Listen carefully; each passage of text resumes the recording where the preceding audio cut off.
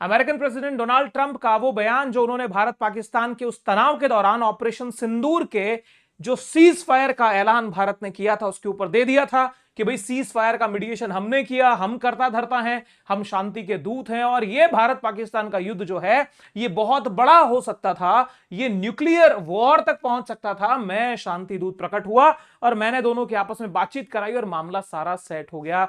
वही वो बयान बना जो भारत और अमेरिका के बीच में दूरियों का कारण बनता गया। हर दिन बढ़ता हुआ ये लगभग 25 से ज्यादा बार ये अपने बयान पे कायम रहे और भारत भी हर बार इस बयान का उलट जवाब देकर के कहता था कि भैया ऐसा कुछ नहीं है। लेकिन सर आज ऐसा क्या हो गया कि हृदय परिवर्तन हुआ और इस परिवर्तित हृदय ने डायलॉग दे दिया कि भाई ये जो है हमने 7 नहीं साहब हमने 3 युद्ध रुकवाए हैं और आश्चर्यजनक रूप से इन 3 युद्धों में भारत और पाकिस्तान का मसला शामिल नहीं है। तो साथियों सारी बात को डिटेल में एनालिसिस करेंगे। शुरुआत करते हैं। नमस्कार, मेरा नाम है नीरज पारिक, आप देख रहे हैं Neeraj Pareek official YouTube channel. First time हमारे साथ में है तो without any delay truth and insight and impactful content के लिए इस फास्ट ग्रोइंग कम्युनिटी का हिस्सा बनिए, सब्सक्राइब करिए और यदि आप हमारे इंडियन इश्यूज वाले एनालिसिस को भी देखना चाहते हैं तो डिस्क्रिप्शन में पिन कमेंट में और होम पेज पे हमारे नए channel Indian insights with Neeraj Pareek channel update कर दिया गया है, उसे भी सब्सक्राइब कर लें। तो शुरुआत करते हैं साहब। बयानों की श्रृंखला डोनाल्ड ट्रंप की तरफ से चलती रहती है, कब क्या बयान आ जाए किसी को कुछ पता नहीं है। जियोपॉलिटिक्स के जो समझदार लोग हैं वो अब इनके बयान का वेट करते हैं कि शायद, और उसको एनालिसिस नहीं करना पड़ता कि एक श्रृंखला आप बना ही नहीं सकते, एक सीरीज आप डेवलप कर ही नहीं सकते कि डोनाल्ड ट्रंप क्या कह जाएंगे, क्योंकि इनको खुद को पता नहीं कल क्या बोलेंगे। अभी रिसेंटली अपने बयान के जो दिया है उससे ये हारे हुए, थके हुए, निराश थोड़े नजर आ रहे हैं। निराशा का कारण क्या है समझते हैं मेरे साथियों। ऑपरेशन सिंदूर का वो वक्त याद कीजिए जब पहलगाम में पाकिस्तान के उन कायरों ने हमला किया था और भारतीयों की जब जान ली थी, उसके बाद में भारत ने भी जवाबी कार्रवाई की और पाकिस्तान के अंदर बढ़िया तादाद में इनसाइड जाकर के जो बैक टू बैक हमले किए और माहौल ऐसा एस्केलेट हो चुका था कि पाकिस्तान की वो दहशत जो उन्होंने फोन अमेरिका में खड़काया और माहौल की थी कि भाई कैसे भी करके इंडिया से रुकवा दिया जाए, भारत को कहिए कि ये सब बातें हो, भारत किसी को सुनने वाला था नहीं, इस बात के प्रमाण भी हम देंगे। लेकिन जब भारत ने सीज फायर डिक्लेयर किया, सीज फायर को डिक्लेयर करते टाइम हमने ये बात ऑफिशियली कह दी थी कि भाई ये डीजीएमओ के स्तर पे बातचीत हुई है, पाकिस्तान की रिक्वेस्ट पे हिंदुस्तान ने सीज फायर किया है और सीज फायर हुआ है। ऑपरेशन सिंदूर अभी जारी है। जब भी किसी भी तरह का स्टेट या नॉन स्टेट एक्टर इंडिया के ऊपर कोई भी टेररिस्ट एक्टिविटी करेगा, हम उसको इस तरह से डिफरेंशिएशन में नहीं जाएंगे कि भैया ये स्टेट एक्टर ने किया या नॉन स्टेट एक्टर ने किया, हम सीधा पाकिस्तान को रेस्पॉन्सिबल ठहराएंगे और बात इंडिया की उस समय की जो थी वो आज हिंदुस्तान उस पर ही कायम है। लेकिन सर इसके बीच में ही सीज फायर से पहले ये जो डोनाल्ड ट्रंप का ये जो स्टेटमेंट आया था, इसको थोड़ा सा गौर से देखिएगा। उन्होंने लिखा था, after a long night of talks mediated by the United States, I am pleased to announce, मैं बहुत खुश हूं कि India and Pakistan have agreed, दोनों सहमत हो चुके हैं, full and immediate ceasefire. Congratulations to both countries for using common sense and great intelligence. मतलब ये कि इन्होंने क्लेम कर दिया कि जो शांति की वार्ता हुई है या जो सीज फायर हुआ ये मेरे कहने से हुआ है। मेरे दोस्तों, इसके बाद में जब सवाल जवाब सरकार से किए गए, सरकार ने ऑफिशियल स्टैंड दिया। प्राइम मिनिस्टर का स्टेटमेंट था कि भारत ने न तो कभी मध्यस्थता स्वीकार की थी, न करता है और न कभी करेगा। मतलब पास्ट प्रेजेंट फ्यूचर तीनों टेंस में समझा दिया। इस विषय पर भारत में पूर्ण रूप से एकमत है। मतलब कि पक्ष हो चाहे विपक्ष हो, हम हर स्थिति के अंदर इस बात के ऊपर चलने वाले लोग हैं कि हमारी फॉरेन पॉलिसी, हमारे डिसीजन हम खुद तय करेंगे, किसी दूसरे को वो मौका हम नहीं देने वाले। भारत के प्रधानमंत्री ने यह स्टेटमेंट दिया था। इसी स्टेटमेंट को और ज्यादा डीप जाते हुए कि भाई आखिर में ट्रंप से बात हुई तो क्या हुई, तो जो विक्रम मिस्री साहब हैं, भारत के विदेश सचिव हैं, उन्होंने बयान देख लीजिएगा सर। पीएम मोदी ने ट्रंप को बताया कि भारत के एक्शन बहुत ही नपे तुले, सटीक और तनाव न बढ़ने वाले थे, कि हमको तनाव बढ़ाना नहीं था लेकिन जो टारगेट था उसको हमें हिट करना था, और स्पष्ट कर दिया कि पाकिस्तान की गोली का जवाब हम गोले से देंगे, यानी ईंट का जवाब पत्थर से मिलेगा, रुकने वाले नहीं है। तो ट्रंप का यह बयान कि भैया हमारे कहने से सीज फायर हुआ और फुल एंड इमीडिएट हो गया है, लेकिन यह बात उससे एकदम उलट है जो कि भारत का ऑफिशियल स्टेटमेंट है। विक्रम मिस्री साहब ने दे दिया था कि ईंट का जवाब किससे मिलेगा, पत्थर से मिलेगा। लेकिन यह बयानों का दौर जारी रहा। उसके बाद में खुद के दुखड़े को भी इन्होंने रोया। अपना दुख ये कैसे लेके आए कि मैंने भारत और पाकिस्तान के बीच युद्ध रोका, दोनों देशों के नेता ने मेरे साथ मिलकर काम किया, मैंने 2 परमाणु शक्तियों के बीच युद्ध रोका, लेकिन मीडिया ने इसकी कोई खबर नहीं छापी। असल में दोस्तों ये जो बात कही गई है ये भारत के कॉन्टेक्स्ट में है, क्योंकि पाकिस्तान के जो फील्ड मार्शल, उनके chief of the army staff, या कहिए उनके देश के कर्ता धर्ता जो कि लोकतंत्र के सिर पर पैर रख के अपनी सत्ता गले में अंदर माला जयमाला वो डाल चुके हैं।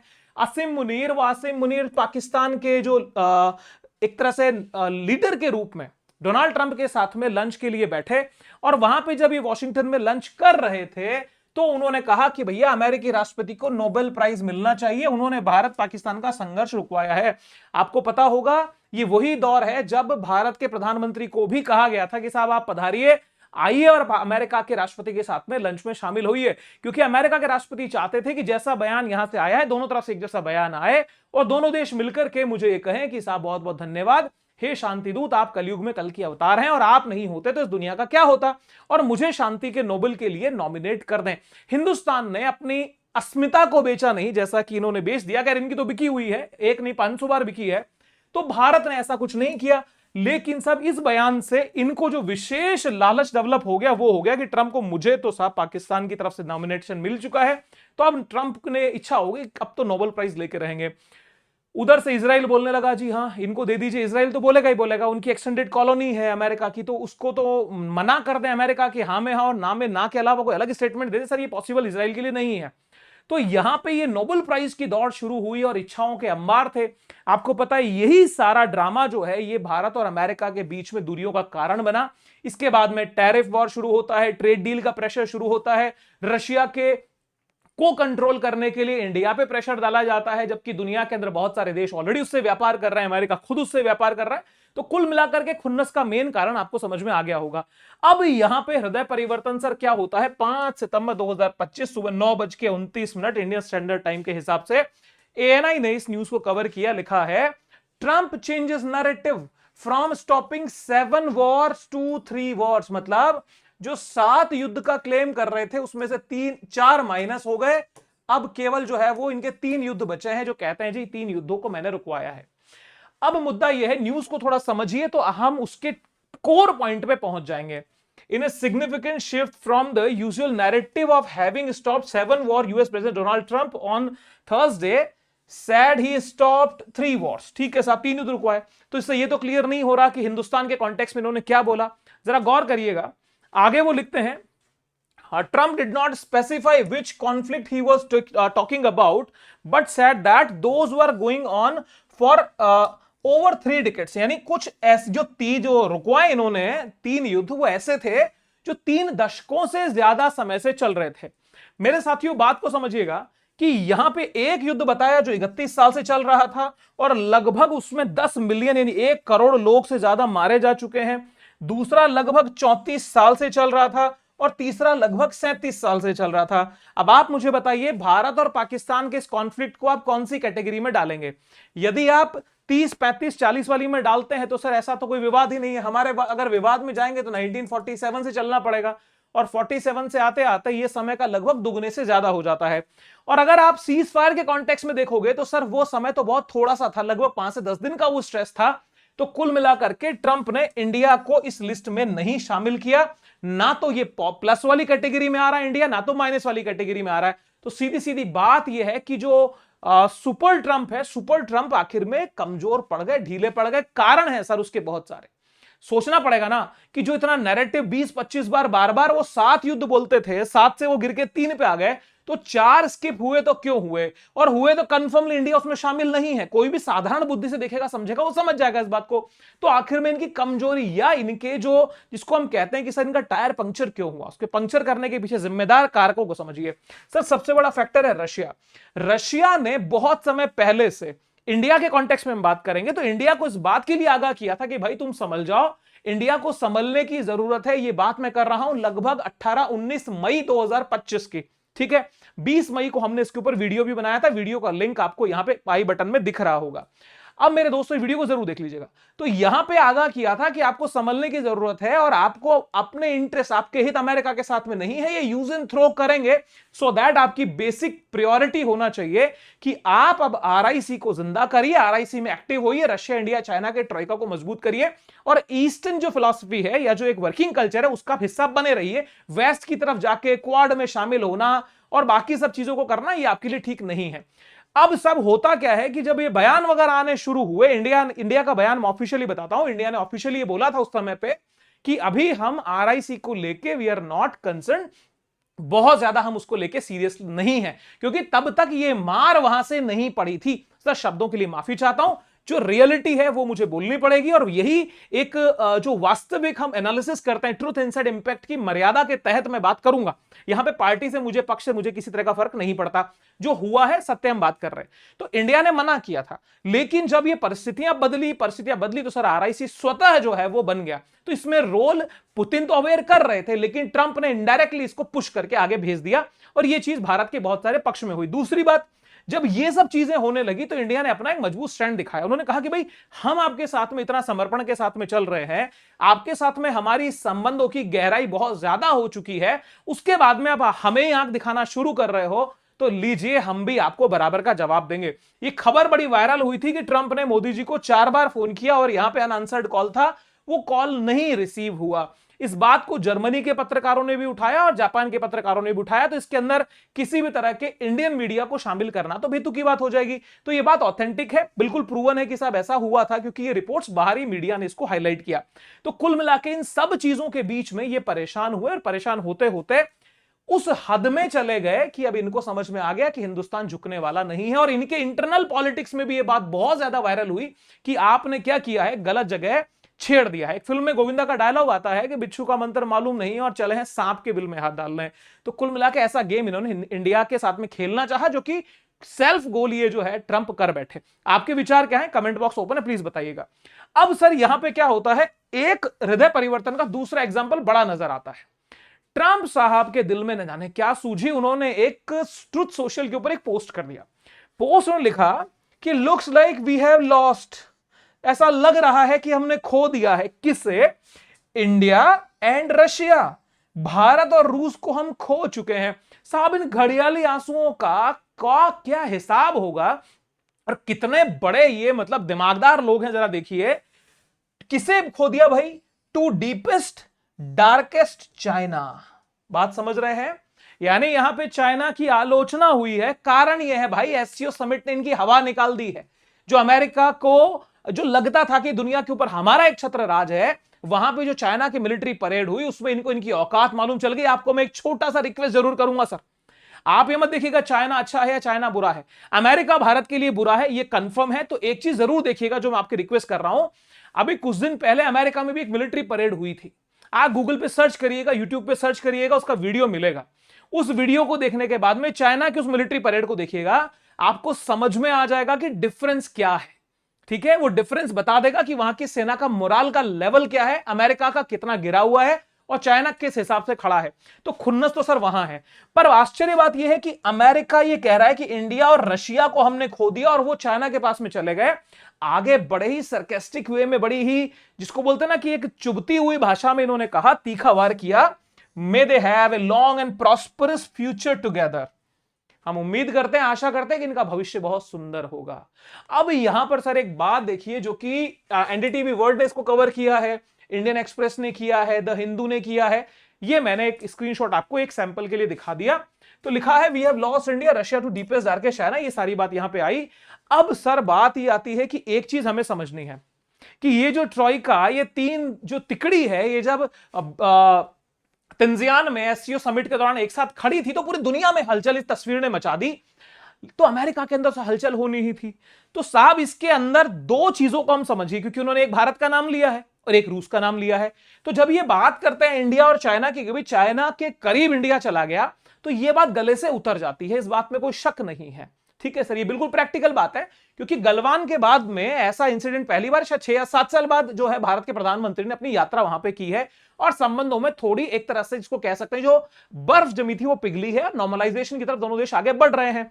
लेकिन सर उसी बात को इन्हीं के देश के लोग, जिसमें निक्की रंधावा हैली जो कि रिपब्लिकन पार्टी की नेत्री हैं, इन्होंने भी यही बात कही थी कि भाई आप जो ये टैरिफ वगैरह लगा रहे हो, अल्टीमेटली ये चाइना इंडिया को करीब कर देगा। ठीक है, इसके साथ के अंदर इनके जो जॉन बोल्टन है, जो कि पूर्व नेशनल सिक्योरिटी एडवाइजर भी हैं और इनके अमेरिका के जो है एम्बेसडर रहे हैं यूएन के अंदर, इन्होंने भी तो एक सलाह दी थी। इनको सलाह क्या दिया था सर, देख लो, इन्होंने लिखा है tariff on India lead to worse outcome for US says former Trump aide. क्या कहा? John Bolton has said it was ironic that tariff meant to hurt Russia could push India closer to Russia and China. मतलब कि भाई हमने जो ये एक तरह से बड़ा उल्टा वार हम पे हो रहा है कि जो रशिया को कंट्रोल करने के लिए हमने टैरिफ्स इंडिया पे लगा दिए हैं वो अल्टीमेटली रशिया को कमजोर नहीं करेगा बल्कि वो इंडिया, चाइना और रशिया को करीब ले आएगा। इस बात का सर जब ये कड़वा जो बात आईना दिखाया गया, आप दो लोगों का एग्जांपल दिया मैंने, निक्की हेले का। निक्की हेले कुछ दिन के बाद में बयान से पलट गई, बहुत उन्होंने अपनी बात को साधा हुआ बोल लिया, मतलब तो कि भाई गलती हो गई, ट्रंप के सामने उल्टा नहीं बोलना। लेकिन जॉन बोल्टन जब अपनी बात से नहीं पलटे तो इनको तोहफे में मिला ये कि जो federal bureau of investigation FBI, जैसे इंडिया के अंदर central bureau of investigation CBI होता है, तो एफबीआई का जांच इनके ऊपर बिठा दी गई और कहा गया कि साहब इनके ऊपर जांच चल रही है नेशनल सिक्योरिटी के एक मेजर इशू की। ठीक है, मतलब जो पूर्व सिक्योरिटी एडवाइजर हैं आपके, उनसे आपके देश को खतरा हुआ, उसको आपने जांच बैठाई और इनके ऊपर एक तरह से जांच, सुबह सुबह अर्ली मॉर्निंग पुलिस के अधिकारी पहुंचते हैं और इनको कस्टडी में लेके पूछताछ वहीं पे शुरू कर दी जाती है। तो हैरेसमेंट तो अपने ही लोगों का इन्होंने किया। तो ये लोग, इनके लोकल लोग भी जान रहे थे, दुनिया भी जान रही थी कि ऐसा हुआ। लेकिन सर इंडिया और चाइना का करीब आना तो स्वाभाविक था। आश्चर्य के अंदर ये बेचारे सोच रहे यार चाइना की बात तो ठीक है, इंडिया और चाइना करीब हो गए, मैं तुम्हारा कब साथ का था? रशिया के लिए तुमने कैसे कहा कि वी हैव लॉस्ट? अमेरिका कैसे कह सकता है कि रशिया को हमने खो दिया? रशिया तुम्हारा था कब? तो फिर इनको भी समझ में आता है भाई ग्रिंगो है का मतलब बयान वीर है, कोई भी बयान दे सकते हैं, कोई आश्चर्य की बात नहीं है, क्योंकि चाइना तो इनके अच्छे से वोट लगा के बैठा है। चाइना की इकोनॉमी अमेरिका की इकोनॉमी को चैलेंज कर रही है। चाइना की जो पॉलिसीज है उसके अंदर स्पेशली जो बेल्ट रोड इनिशिएटिव है वो अमेरिका के अच्छे खासे जो ट्रूमैन प्रिंसिपल, जो ट्रूमैन सिद्धांत वगैरह जो इनके थे, मार्शल प्लान था, ये वो था, उन सबकी हवा उन्होंने निकाल दी अच्छे से। अब इनकी गिरती हुई अर्थव्यवस्था, पता होगा एक और चीज, मूडीज, स्टैंडर्ड्स एंड पियर्स और ये जो बाकी जो इनकी और रेटिंग एजेंसी, उन सबने कहा है कि 2025 के अंत तक अमेरिका में एक मंदी का दौर देखने को मिलेगा। और ये जो मंदी होगी ना मेरे दोस्तों, ये मंदी इसकी मुस्कुराहट को मंद कर देगी, कंफर्म समझ लीजिएगा। और ये भाग्य नसीब भारत के अच्छे हैं कि हम इनसे दूरी बढ़ा रहे हैं, क्योंकि इनकी गंदगी हमारे देश में बहुत कम प्रसारित हो पाएगी। अब यहां पे कुछ एक बात सर और कहने का मन हुआ, कह देता हूं।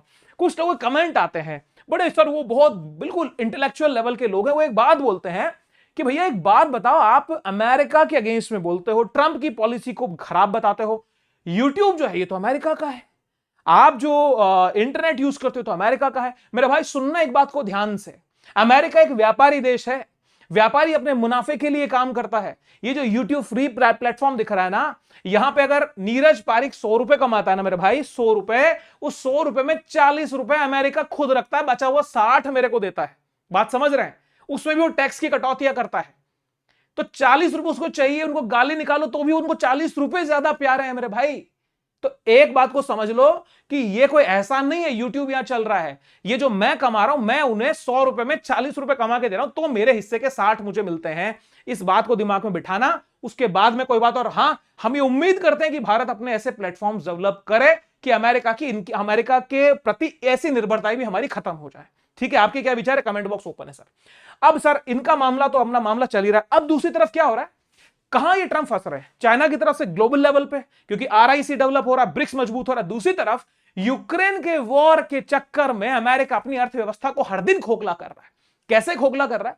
क्योंकि इनकी जनता दुखी परेशान है कि भैया अब उसको टर्म यूज करने लगे हैं ये, जेलेंस्की फटीग या यूक्रेन फटीग। मतलब अमेरिका अब उस तनाव, फ्रस्ट्रेशन में है कि 2022 से चलता हुआ ये नाटक आज 2025 आ चुका है, 3 साल में 3 साल के ऊपर हो चुका है, कुछ ना कर पाए। जो 24 घंटे के वादे थे वो उनकी हवा निकल गई। तो सा फ्रस्ट्रेशन, टेंशन, तनाव, उम्र का असर, बहुत सारी चीजें हैं। तो मामला क्या कहा जाए? तो बयानों के अंदर कोई बयान देना, और भारत जिस तरीके से मजबूती से टिका रहा, आरआईसी के साथ चला, रशिया ने जो अपना रोल छोड़ो, एक शब्द यूज करिए, रौब दिखाया, उस रौब ने सर इनको मामला इनका फिसड्डी किया है। अब आपको पता होगा कल ही जो करोल नेव्रोकी, इनका नाम क्या है, हाँ करोल नेव्रोकी है, तो करोल नेव्रोकी जो इनके ओवल ऑफिस में बैठे थे इनके साथ में पोलैंड के नए नए राष्ट्रपति, इसके बीच में क्या बोला था, इंडिया पे भी बहुत गहरे टैरिफ लगने बाकी हैं। तो साहब ये मेक अमेरिका ग्रेट किस तरीके से बना रहे हैं वो देखिएगा। तो ये मेक अमेरिका ग्रेट को ये मेक अमेरिका रिग्रेट कर रहे हैं, विश्वास कर लीजिए। अब बात ये एससीओ समिट में भारत चीन की दोस्ती, उसके बीच में शी जिनपिंग का ये कहना कि भाई दोनों देश जो है अब ड्रैगन को और हाथी को साथ आना चाहिए, आगे बढ़ना चाहिए, सारी चीजें इनके लिए तनाव का कारण है। अब ग्रिंगो की फिसलती हुई जबान है या इनका सोची समझी बात है, ये तो वो खुद जाने। आगे कुछ होगा तो हम आपको और अपडेट इसी तरह से करते रहेंगे। लेकिन जो अच्छी चीज हो रही है वो ये कि भारत और रशिया के बीच में जो बीते हम 15 साल 10 साल के बीच का जो थोड़ा सा गैप देखते हैं, वो गैप पटा है, खत्म हुआ है। और ये दो नैसर्गिक मैत्रियां दोनों एक दूसरे के साथ में खड़ी है, जिनको आगे बढ़ना चाहिए। ये बढ़ेंगी तो ब्रिक्स मजबूत होगा, ब्रिक्स मजबूत होगा तो ग्लोबल लेवल पे मल्टीपोलर वर्ल्ड या बहुध्रुवीय विश्व व्यवस्था बनेगी, जिसका निश्चित रूप से हर देश को फायदा होगा। क्योंकि जब मोनोपोली क्रिएट होती है तो सर उसमें ग्राहक के सिर के ऊपर जूता पड़ता है। जब मोनोपोली खत्म होती है तो फायदा ग्राहक का है। मतलब दुनिया में ऐसी व्यवस्थाएं बनेंगी तो जो वैश्विक दक्षिण है, ग्लोबल नॉर्थ है, माफ कीजिए ग्लोबल साउथ है, जिसको ग्लोबल नॉर्थ है, वो चाहे फिर G7 हो और बाकी ये जो नाटो है, EU है, इन लोगों ने मिलकर जो सप्रेस किया हुआ है, ये जो पूंजीवादी विचारों की जड़ है, सर इसकी कब्र खुदेगी और निश्चित रूप से दुनिया के अंदर एक आर्थिक लोकतंत्र स्थापित होगा, जिसकी अपेक्षा दुनिया के हर देश करते हैं। तो भारत को जो बोला है करोल नवरोकी के साथ में कि साहब हम और टैरिफ और लगाएंगे, तो ऐसे खेल होते रहेंगे, इनसे फर्क पड़ने वाला कुछ है नहीं। क्योंकि ये बयानवीर है, बयानों के पीछे देश नहीं चलते सर। भारत मजबूती से खड़ा रहा है, टिका रहा है, तो आगे भी उम्मीद करते हैं ऐसा ही सब चलेगा। आपको क्या लगता है? आपके विचार का स्वागत है, कमेंट बॉक्स में दीजिएगा। इंडियन इनसाइट्स को लेकर के भी हमारे चैनल को जरूर सब्सक्राइब करिए। डिस्क्रिप्शन में आपके पिन कमेंट में और हमारे होम पेज पे चैनल को हमने पिन कर दिया है। तो साथियों, आपके विचार स्वागत है, बताइएगा। और हां, अगर एनालिसिस अच्छा लगा है तो हमारे हौसले को जरूर बढ़ाइएगा। तो आपके कमेंट्स हमें ऊर्जा मिलती है, जिनको पढ़ करके हम कुछ और नया करने की उस जोश में हम आ जाते हैं। तो साथियों, फिर मुलाकात कल किसी और वीडियो में किसी और टॉपिक पे। तब तक stay happy, stay safe, wish you very happy learning. जय हिंद, सी यू सून, बाय बाय।